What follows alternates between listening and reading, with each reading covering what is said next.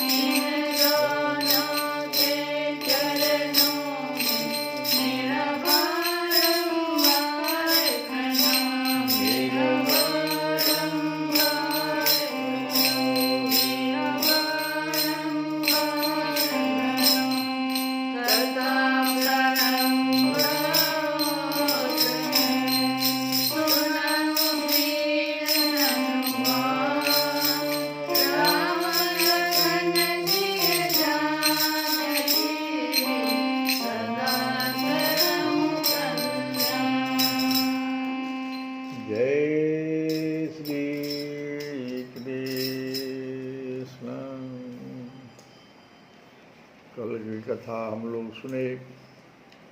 सो है नंद सुवन तह से। कहाँ पर सो रहे हैं भगवान? खूब सुंदर। भगवान कालिए नाग के मस्तक पर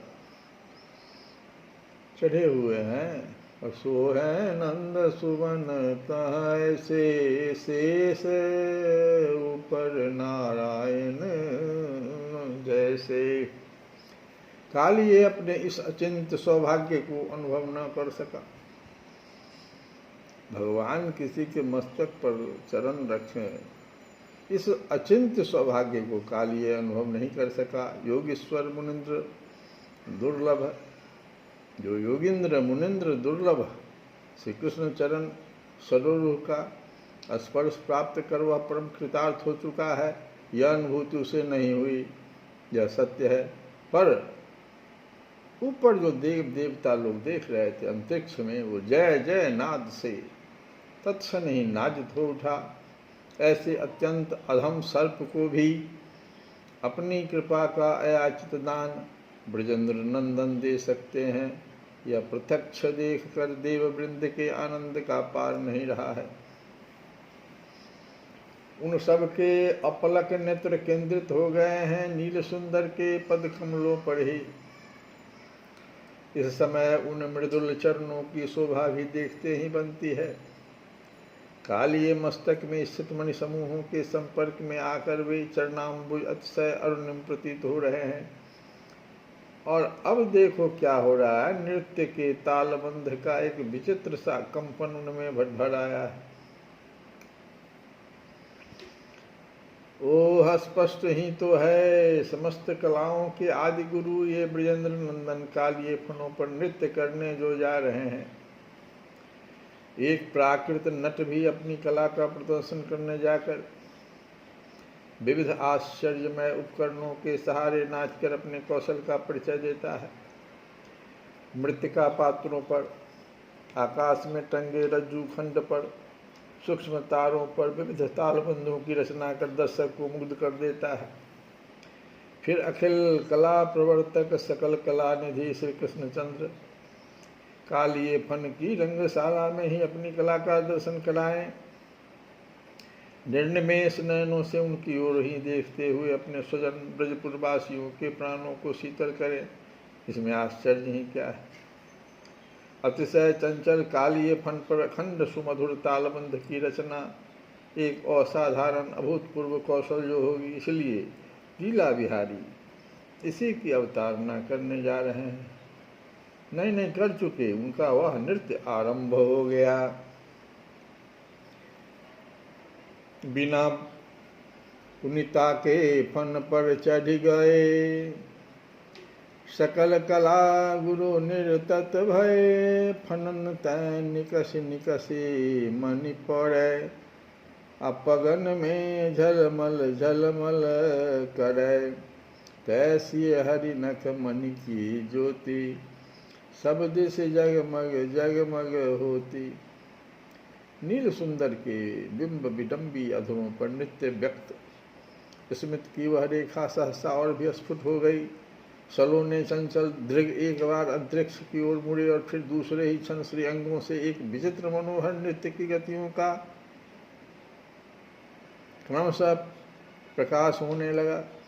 जिनकी चरण सेविका माया नटी के नियंत्रण में अनंत ब्रह्मांड सृष्ट होकर निरंतर नाच रहे हैं। ब्रह्मांड के प्रत्येक क्षुद्रतम धूलिकण से आरंभ कर अतिशय महान सुमेरु पर्यंत जड़ वर्ग एवं कीटाणु से लेकर ब्रह्मा पर्यंत चेतन समुदाय अनवरत नृत्य कर रहा है। वे मायाधिपति ब्रजेंद्र नंदन आज स्वयं कालिए फन पर नृत्य करने चले हैं। और इस समय इन नटवर नागर को इतनी त्वरा है कि बिना झंकृत की मृदंग आदि के ताल की सहायता प्राप्त हुए बिना ही मंच पर उतर आए और नृत्य आरंभ कर दिया है उन्होंने। वाद्य यंत्र नहीं है न सही नहीं है तो कोई बात नहीं, उनके मधुमेह कंठ से थय थय थय थय का अप्रतिम अभिनव झंकार पर्याप्त है। बस दिगंत गूंजने लगा है उनके श्रीमुख से प्रचलित थैया तथ तथ थैया थई थई थैया तथ तथ के मधुर स्वर से, रब से और स्वयं अपने मुख में से दिए हुए ताल पर ही आनंदित हुए नृत्य कर रहे हैं। अवश्य ही अंतरिक्ष में अवस्थित उनके तदीय जन गंधर्व सिद्ध सुर चारण सुर सुंदरियों की आंखें खुलते देर न लगी। सबके प्राणों में नादित हो उठा नील सुंदर के मधुस्यंदी कंठ का थई थई नाद और साथ ही जाग उठी अग्रिम कर्तव्य की स्फूर्ति। बिना वाद्य के ही अपने मुख से उच्चारित थई थई शब्द के ताल पर ही प्रभु नृत्य कर रहे हैं। फिर हम लोग किस समय की बात देख रहे हैं, ये गंधर्व लोग सोच रहे हैं, गंधर्व सिद्ध सुरचारण ये सब सोच रहे हैं कि भगवान तो बिना वाद्य के ही नृत्य कर रहे हैं, तो फिर हम लोग किस समय की बात देख रहे हैं, अब तो कहना ही क्या है। प्रेम मग्न उन गंधर्वों ने नील सुंदर की ताल एवं लय में अपनी ताल लय मिलाकर उनकी गुणावली की मधुरतान छेड़ दी। स्नेह पूरित हुए स्वर चारणगण मृदंग पणव आनक आदि वाद्य यंत्रों की ताल से कृष्णचंद्र के चरण विन्यास से एक कर ताल देने लगे। मधुर गीत गाते हुए देवगण एवं देववधुओं ने नंदन कानन से मंदार पारिजात आदि पुष्पों का चयन किया। क्षण भर में सबने ही राशि राशि कुसुमों से अपने दुकूल अंचल अंजलि भर लिए।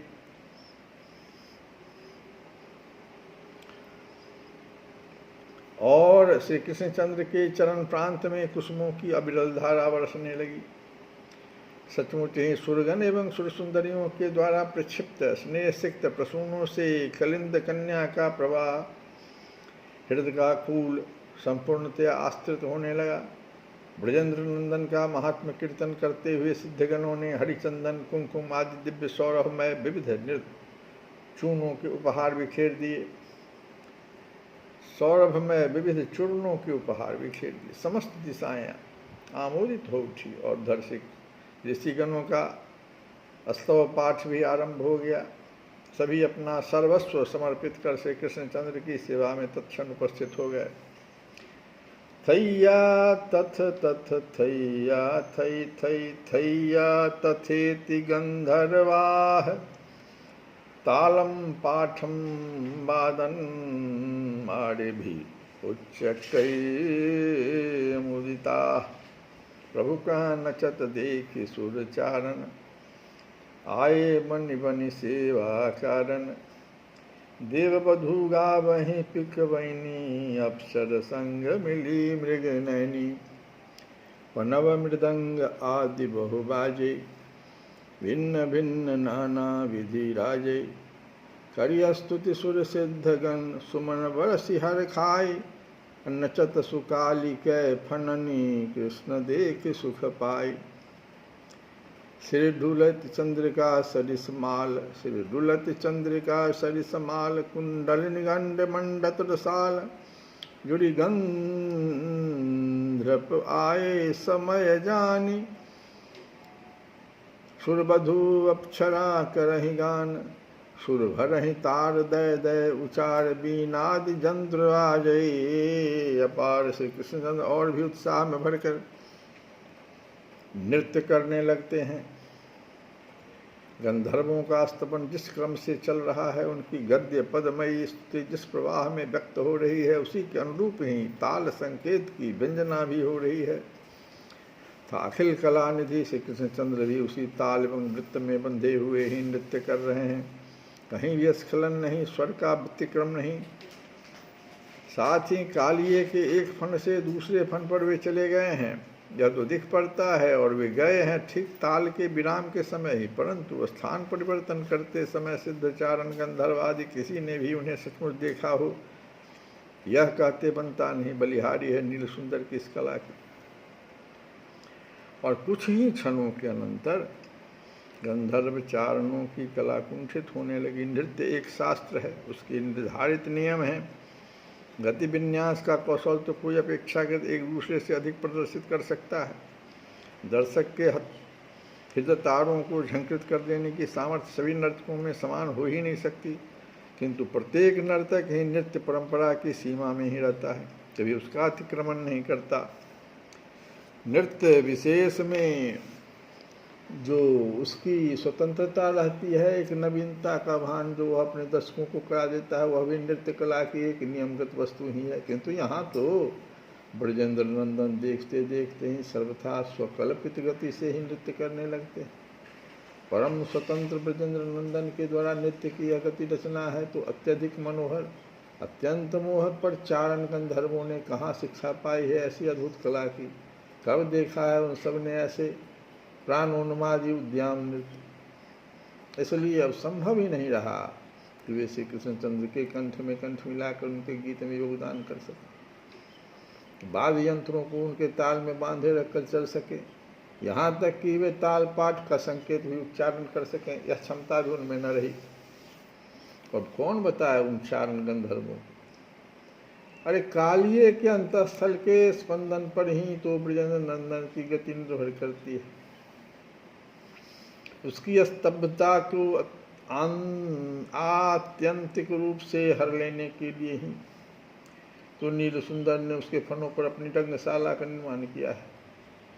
और कालिए की बहिर्मुखता भी अपनी जाति की एक ही है। वह न जाने रोष प्रतिशोध की किन किन लहरों में बह रहा है।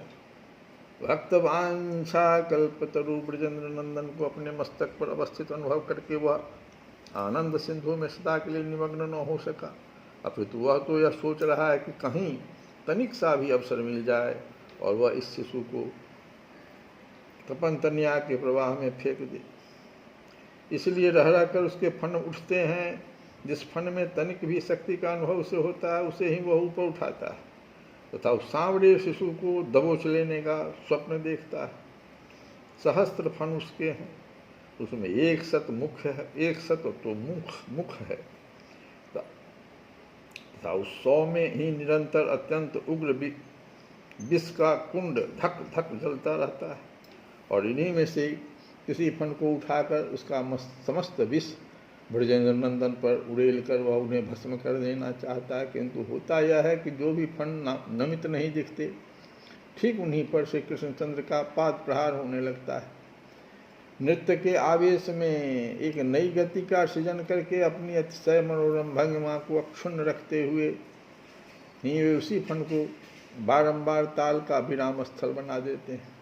वही मस्तक उनकी रंगस्थली में परिणत हो जाता है और फिर उनके चरण प्रहार से टूट टूट कर वह नीचे की ओर झुक पड़ता है। इस प्रकार एक ओर तो श्री कृष्णचंद्र तांडव का रस ले रहे हैं और साथ ही आनुषंगिक रूप से खल संयमन की लीला भी संपन्न होती जा रही है। हाँ, काली के लिए तो अब उसके जीवन दीप बुझते से दिख रहे हैं। कितनी देर तक वह सह सकता था उनकी ताड़ना? बार बार के पदाघात से उसका एक एक फन टूट टूट कर नीचे की ओर लटकने लगा है। मुख से, नासा विवर से अनर्गल रक्त की धारा बहने लगी है। अत्यधिक व्यथा के भार से वह मूर्छित होने लगा है। प्रभु तजत उरग के नमित शीस, जे उन्नत तिन पर नचत ईस, निर्तत नंद किशोर जोर पग तलहनि फन फन, गावत अंबर चढ़े अमर किन्नर गंधर्पगन। फिरि भर तालनि अनक फनिक फिरि फे नहीं डारतु, अबमतु रुधिर मुख धार भार नहीं अंग संहारतु। जोई जोई फन अहि उन्नत करे, तह तह पाँव कान्ह को पड़े। अपगन की कूटनि दुखित जो भयो, सर्प कौ दर्प सबे गिरी गयो।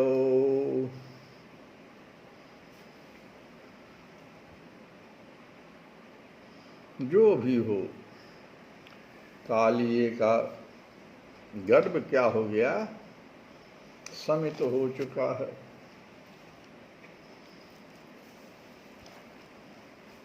क्यों नहीं हो? भगवान श्री कृष्ण शरणं नमः, श्री कृष्ण शरणं नमः, श्रीकृष्णः शरणं मम श्रीकृष्णः शरणं मम वृंदावन के वृक्ष बोले श्री कृष्णं शरणं मम गोकुल केरी गलियां बोले श्री कृष्णं शरणं मम कदम्ब केरी डाली बोले श्री कृष्णं शरणं मम श्री कृष्णः शरणं मम श्री कृष्णं शरणं मम श्री कृष्ण गोविंद हरे मुरारे हे नाथ नारायण